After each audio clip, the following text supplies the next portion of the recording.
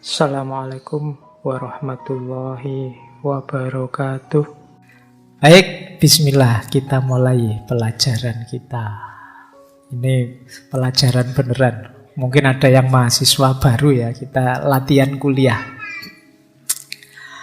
Bismillah, kita mulai. Hedon itu secara umum biasanya didefinisikan pandangan bahwa hidup ini untuk senang-senang. Jadi pandangan bahwa nilai yang namanya kesenangan itu yang paling penting dalam hidup ini. Jadi kalau ada orang bilang misalnya, urip pisan kok sumpek, yuk seneng-seneng yuk. Itu sebenarnya ideologi semacam ini. Jadi alasannya itu disebut hedonisme itu. Kata-kata hedonisme itu ya dari bahasa Yunani, hedonismos, yang akar katanya hedon. Itu kesenangan. Jadi seorang hedonis itu orang yang hidup pokoknya nyari seneng saja, tidak mau tidak seneng. Nah, dan itu nanti luas definisinya. Tidak sesederhana kita mendefinisikan bahwa ini hanya orang yang pingin foya-foya saja. Apa ada orang itu yang tidak ingin senang hidupnya? Pak, saya pingin hidup nyari susah. Gitu ya tidak ada. Secara fitri orang itu ya nyari, ingin hidup itu senang. Hanya saja nanti definisinya tentang senang, jangkauan kesenangan yang dia inginkan mungkin beda. Jadi itu akar katanya. Nanti ada lawan katanya. Kalau hedonisme itu lawan katanya hedonfobia. Hedonfobia itu kebalikannya anak-anak hedon ini. Kalau hedonfobia itu orang yang takut dengan kesenangan. Mungkin ada ya orang yang kalau pas seneng-seneng dia malah khawatir. Wah, ini aku lagi seneng ini. Biasanya sebentar lagi susah ini. Karena hidup ini muter. Jadi dia tidak bisa menikmati. Waktunya bahagia dia malah sedih.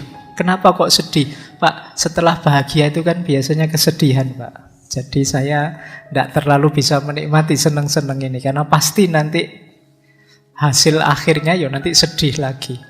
Yang lain ketawa dia nangis. Atau kalau ada teman-temanmu ketawa, wah kamu ketawanya keras sekali. Ingat-ingat saja nanti sebentar lagi mesti nangis. Nah, ada kan yang pakai teori itu. Ini jenis hedonfobia. Atau ada orang yang memang tidak bisa ngalami seneng. Namanya anhedonia. Anhedonia itu orang yang tidak bisa seneng. Dia tidak peka terhadap kesenangan. Jadi misalnya, sampean itu juara loh, mbok seneng tuh. Oh iya toh, juara itu harus seneng ya. Itu anhedon namanya. Jadi orang yang tidak bisa ngalami seneng. Ya mungkin pakai bahasa agama, mungkin orang yang sulit bersyukurnya. Hari ini mungkin banyak juga orang yang tipe-tipe anhedon ini. Jadi hidupnya isinya tiap hari mengeluh saja. Dapat kenikmatan apapun dia sambat. Ini kenikmatan tidak hakiki misalnya. Ini duniawi saja. Ini sementara saja. Ini pokoknya sambat terus. Jadi membaca hidup ini dari sudut negatif. Kebalikan ekstrimnya yang hedon. Kalau yang hedon ya moco urip iki pokoknya tujuannya seneng-seneng. Ngapain sih susah-susah? Ayo seneng sajalah. Itu anak-anak hedon. Baik, jadi secara definisi itu. Kategorinya nanti ada dua.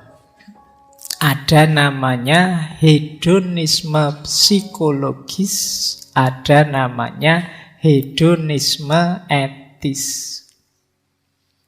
Jadi hedonisme psikologis itu punya pandangan bahwa yang mendorong manusia melakukan apapun ada dua sebenarnya.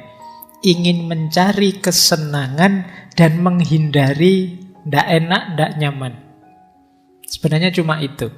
Teman-teman malam hari ini hadir di kajian ini, itu kan ingin mencari yang teman-teman inginkan dan membayangkan kalau sudah hadir di sini terus seneng.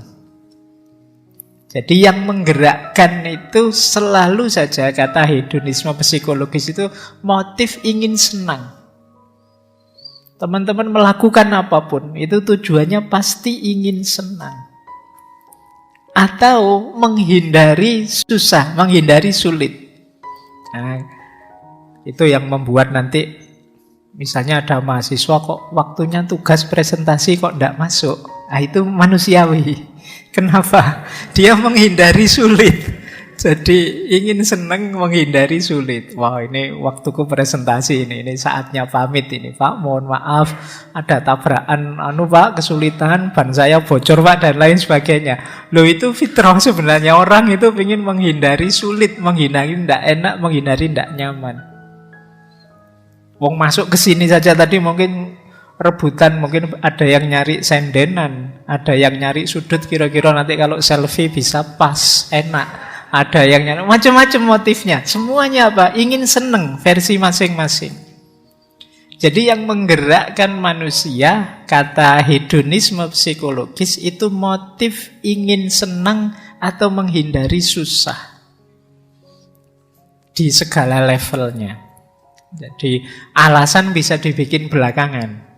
Kita bisa berlindung di balik aneka ragam dalil, aneka ragam argumen, tapi intinya kita nyari yang membuat kita senang, enak, nyaman, dan menghindar dari yang membuat kita tidak enak, sulit, susah. Ini namanya hedonisme psikologis. Jadi secara psikologis manusia itu begitu. Jadi kalian nanti melakukan apapun, itu pasti kalau dicermati target akhirnya adalah ingin senang. Apapun itu. Atau menghindari susah. Nah, yang kedua ada namanya hedonisme etis. Kalau hedonisme etis ini ya nanti jadinya etika, sistem moral. Kalau dalam hedonisme etis itu berarti pertimbangan baik buruknya sesuatu itu dilihat dari menyenangkan atau tidak. Makanya namanya hedonisme etis. Jadi kok saya melakukan sesuatu yang membuatku sengsara, membuatku sulit. Nah, ini kalau pakai hedonisme etis itu masuk kategori perbuatan yang tidak etis. Jadi perbuatan etis itu ya perbuatan yang menyenangkan kita atau menjauhkan kita dari rasa tidak enak, dari rasa sakit. Berarti apa? Lakukanlah segala yang membuatmu senang dan jauhilah segala yang membuatmu susah. Itu saja rumusnya hedonisme etis. Jadi Pak, berarti orang tidak boleh sholat Pak, tidak zakat. Loh, zakat saja, sholat saja. Kalau itu membuatmu senang, lakukan itu. Rumusnya sebenarnya cuma itu. Pak, berarti kita ingin senang-senang sendiri Pak, tidak baik pada tetangga. Loh, kalau baik pada tetangga menyenangkanmu, ya lakukan saja. Orang itu nyari senang. Entah rumusnya apa, cari yang paling menyenangkanmu. Oh, itu nanti, ini yang membuat nanti beda-beda, ada beda pandangan tentang yang namanya kesenangan. Tapi intinya, lakukanlah yang membuatmu senang saja. Kalau kamu ingin bahagia, hindari yang membuatmu susah. Ini rumus dasar dari hedonisme etis. Nanti kata hedonisme etis itu segala perbuatan itu sebenarnya ada dua nilainya. Ada nilai intrinsik, ada nilai instrumental. Nilai intrinsik ini nilai yang hakiki. Kalau nilai instrumental ini alat saja untuk nilai yang hakiki tadi. Misalnya kata kelompok hedonisme etis, satu-satunya nilai yang intrinsik itu kesenangan. Sementara nilai yang lain itu instrumen. Jalan saja, alat saja untuk menuju kesenangan. Misalnya HP ini kan alat untuk saya senang. Ada banyak hal yang menyenangkan saya dari HP ini. Berarti nilai HP ini sebenarnya nilai instrumental. Nilai hakikinya apa? Kesenangan. Jadi nilai puncak itu kesenangan. Kita melakukan apapun, apapun ini punya nilai, tapi namanya nilai instrumental karena dia bukan tujuan finalnya. Tujuan finalnya selalu saja kesenangan. Nah, kalian milih melakukan apa atau tidak melakukan apa, yang kalian lakukan itu hanya alatnya saja, instrumennya saja. Nilai akhirnya apa yang kalian kejar? Kesenangan. Semua orang mengejar kesenangan. Maka kalau ada konflik, kalau ada masalah, problem, itu biasanya ya tabrakan antar kesenangan. Yang satu senangnya kalau tidur lampunya mati, yang satu senangnya kalau tidur lampunya nyala. Kok ya terus nikah? Oh, itu kan ngeri itu. Tiap malam harus diskusi dulu, ini lampunya mati apa lampunya nyala. Terus diambil solusi, ya sudah, kalau yang suka tidur lampunya mati, tidur dulu lampunya dimatikan. Yang tidur sukanya lampunya nyala, tidur terakhir nanti lampunya dinyalakan. Atau sebaliknya, jadi tidurnya gentenan. Tapi sudah nikah kok tidurnya gentenan kan ya ndak enak. Nah, ini konflik antar kesenangan. Tapi ya memang puncaknya apapun ya orang nyari senang. Tidak bisa tidak. Kecuali orang yang tidak ngaku bahwa sebenarnya dia nyari senang. Kan banyak di antara kita yang gaya kalau dituduh Allah padune senengmu itu. Tapi kan kita biasanya berlindung di balik dalil, argumen, di balik ideal-ideal apa dan lain sebagainya. Jadi misalnya kemarin ada yang ketemu saya membahas tentang demo itu. Terus ngutip ngaji filsafat, Pak, mahasiswa itu kan ada tipe suka demo, ada tipe suka di perpus itu. Nah, demo maupun ke perpus itu instrumen. Hakikatnya apa? Dua-duanya mencari yang dia seneng.